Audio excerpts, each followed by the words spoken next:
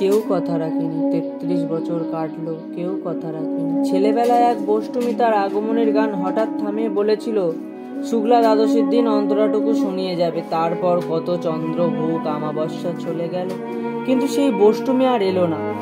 25 বছর প্রতীক্ষায় আছে। মামার বাড়ির মাঝি নদের আলী বলেছিলেন, বড় হও দাদা ঠাকুর, তোমাকে আমি 3 প্রহরের বিল দেখাতে নিয়ে যাব। সেখানে পদ্মফুলের মাথায় সাপ আর ভ্রমর খেলা করে।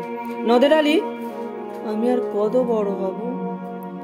আমার মাথায় এ ঘরের ছাদ ফুঁড়ে আকাশ স্পর্শ করলে তারপর তুমি আমায় 3 প্রহরের বিল দেখাবে?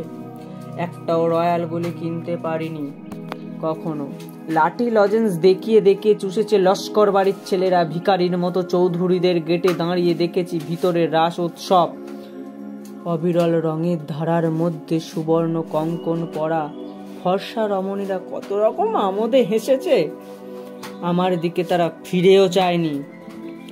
বাবা আমার কাঁধ ছুঁয়ে বলেছিলেন, দেখিস একদিন আমরাও। বাবা এখন অন্ধ, আমাদের দেখা হয়নি কিছুই।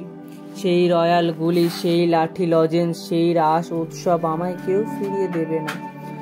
বুকের মধ্যে সুগন্ধি রুমাল রেখে বরুণা বলেছিলেন, যেদিন আমায় সত্যিকারের ভালোবাসবে সেই দিন আমার বুকেও এরকম আতরের গন্ধ হবে। ভালোবাসার জন্য আমি হাতের মুঠোয় প্রাণ এনেছিলাম। দুরন্ত ষাঁড়ের চোখে বেঁধেছিলাম লাল কাপড়। বিশ্ব সংসারে তন্ন তন্ন করে খুঁজে এনেছি 108টি নীল পদ্ম, তবু কথা রাখে বরুণা। এখন তার বুকে শুধুই মাংসের গন্ধ। এখন সে যে কোনো এক নারী। কেউ কথা রাখেনি। 33 বছর কাটলো, কেউ কথা রাখেনি, কেউ কথা রাখেনি।